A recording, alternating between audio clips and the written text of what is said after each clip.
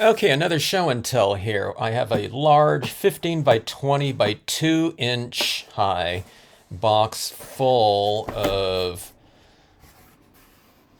not Stampscapes stamps, but the stamps that led to me being a stamp designer and, I guess more specifically in terms of a Stampscapes context, the stamps that led to the nature line within the A Stamp in the Hand company's line of stamps. Okay, so anyways, these are all rubber stamps here. Believe it or not, you might not have ever seen this type of stamp mount before, but it's the type that they used at A Stamp in the Hand while I was working there at least. But it has this pre-existing cushion on here, and then we would take our rubber and then rubber cement them to this foundation right here, this cushion on here. And in this top portion right here, it has this plastic sleeve where you insert a printed example of whatever that stamp might be. And then this plastic mount goes right over the top of it. So just a little bit of a background on me with A Stamp in the Hand was I was going to Long Beach State. I was an art student. And I was in my second or third year of school, and I thought it was time that I get a job there while doing something. So I went to go look on the career center, and there was this job board. Anyone can post a job opening there, just on a like a 3.5 by 5 inch card or something like that. And it was just handwritten, I think, or typed out. But it was A Stamp in the Hand that was advertising for just some general production work, office work types of help for the. They didn't say it, but it was, I guess, for the holiday season. They used to do different shows and things like that, and they needed extra help around that time. I never heard of a rubber stamp before in terms of art rubber stamp, so I assumed it was some sort of kind of more of an industrial arts type of like a business rubber stamp that I'd be doing. But the way that they kind of worded it, it must be creative and neat or something like that. Okay, so I had some experience with my graphic arts class in high school where I'd done camera work, typesetting, things like that, silk screening, letterpress, all that type of stuff. So I assumed it was something like that. Okay.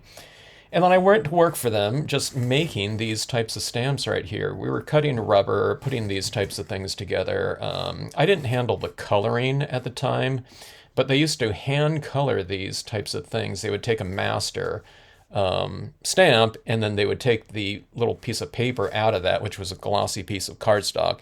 They would color the stamp up and stamp on it like that, and then put that hand stamp piece back under the sleeve. You can imagine the work that went into making all of their stamps at the company. But anyways, one time, my boss Kathy Okamoto was looking for.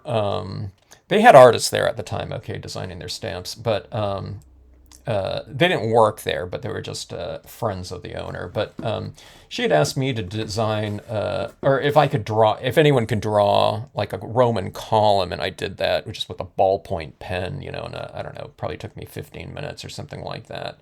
Shaded it a little bit, but she thought maybe we can make that into a stamp design. And I thought, no, don't do that. I'd be embarrassed if she made that into a stamp design because it was just so, spur of the moment, just, me working with a, standard ballpoint pen.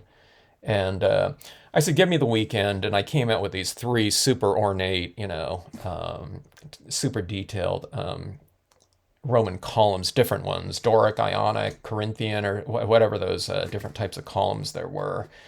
And those were my first stamp designs. Okay, so I was still doing mostly production work. You didn't do designs while working. It was just, okay, we're going to have some new designs coming out in in a month or something like that, or in a couple weeks. If anyone wants to submit some designs, then do so. So I had different types of designs. Here's these streamery types of things, that people can do borders with.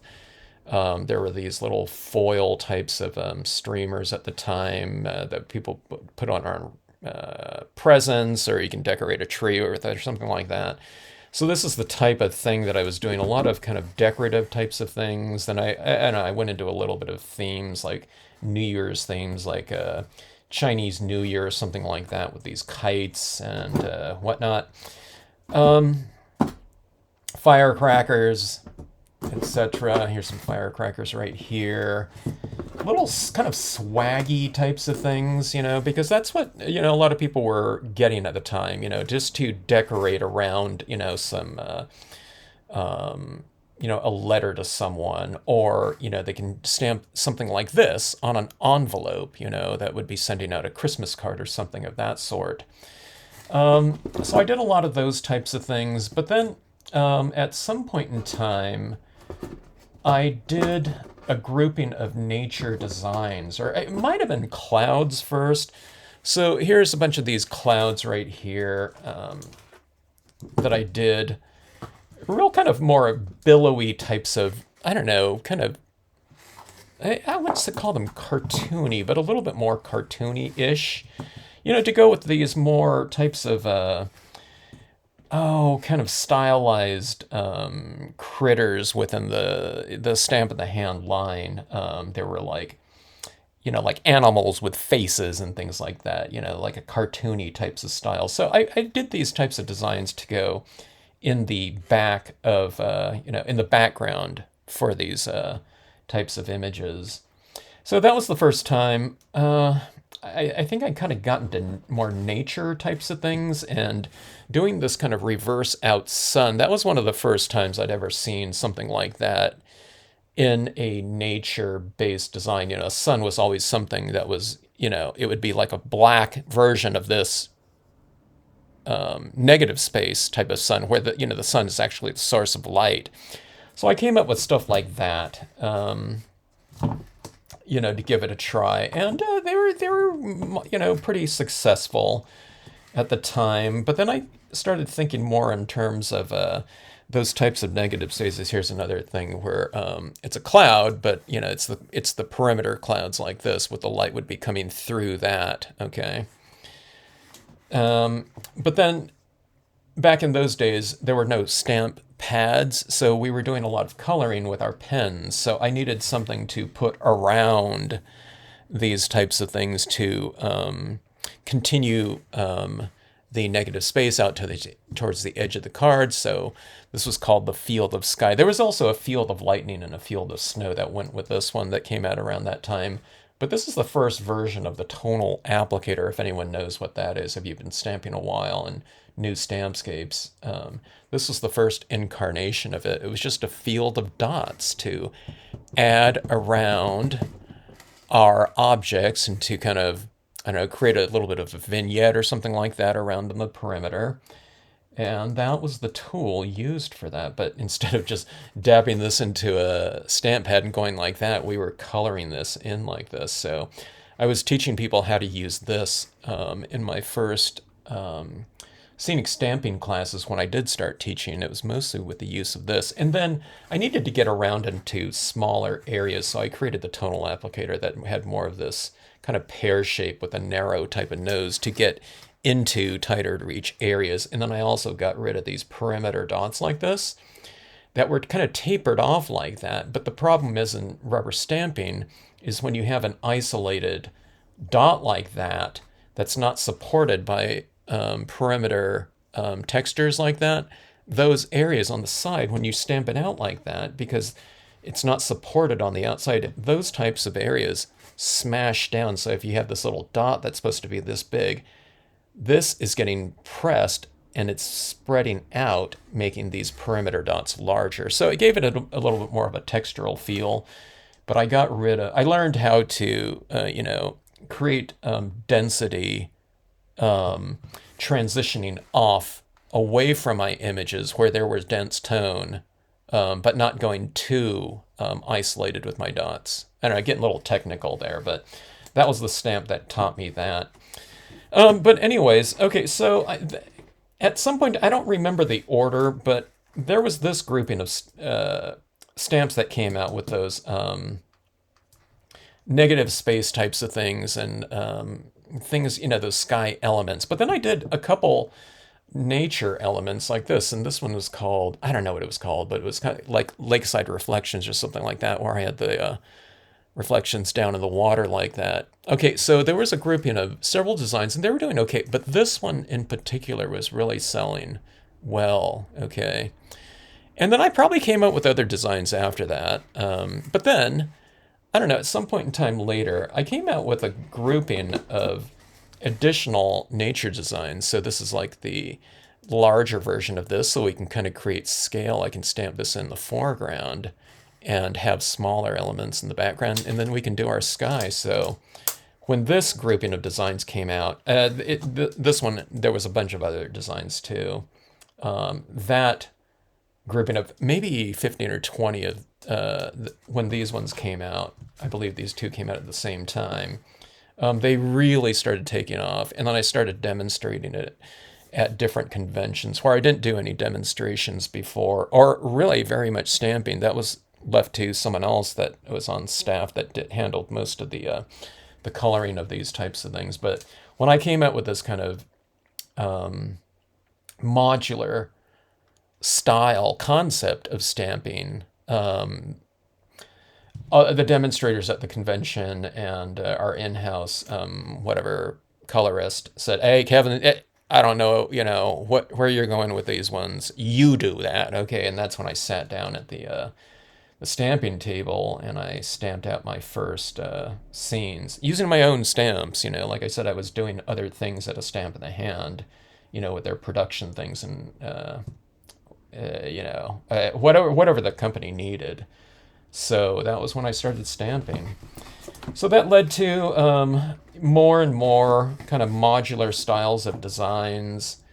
This is like the original Rocky Peaks that's in the Stampscapes line. But anyways, a little bit of history there, and then there were some winter types of elements like this. Still a little bit more cartoony and less realistic on some of these types of depictions like that. But that was, again, to go with a lot of those types of designs that we had within the Stamp in the Hand line, I should say.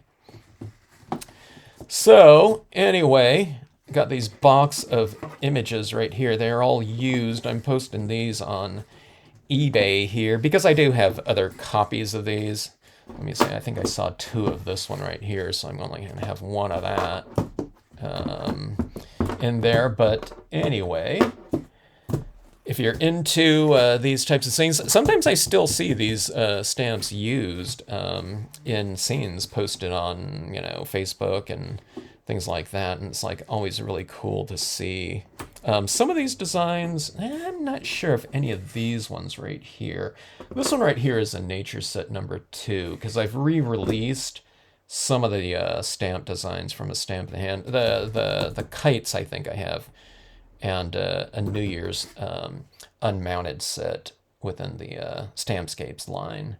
But these other ones I didn't re-release. They were a little bit of a different character than Stampscape stuff, so I didn't do that. But this one right here is super popular. It's that negative space type of cloud, and you can repeat it in a sky or on an envelope or something like that. But that was called, oh God, what was it called? There was a moon that also went with it. I don't think I saw that here, but it was like cloud with moon, and this one might have been called Cloud Space or something like that. But that one was just like super, super popular along with that moon, but we sold a ton of these. So anyways, I was mentioning that these little inserts like this used to be hand stamped, and then that original would be placed back underneath there. But these types of things that were sitting on store shelves, that were exposed to light or something like that, dye-based inks were always very prone to fading. So colored lasers came out at the time, colored laser machines, And I was aware of that. So I said, hey, it's taking forever for someone to hand color a stamp, stamp it out, and to place it underneath there. And I said, hey, we need to take advantage of this color laser technology. So I spent like 1 year just getting these 11 by 17 boards, placing glossy cardstock over the top of it, and then ruling out all these things depending on the size of the stamp. And then we would stamp master sheets of these types of things printed out on those master sheets, and then we would just get copies of it whenever we needed to place color laser copies underneath here like that.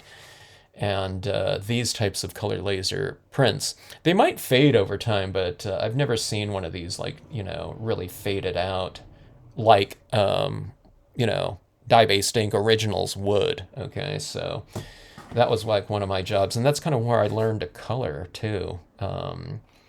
In addition to doing the demonstrations of the nature line. So yeah, but you didn't demonstrate too often. It was like during the conventions, which were just 3 times a year. But then I started teaching classes at some point in time and going around and doing that. So I started stamping a little bit more, but it was still a lot of production work over at A Stamp in the Hand. So anyway, a big gigantic grouping of stamps right here.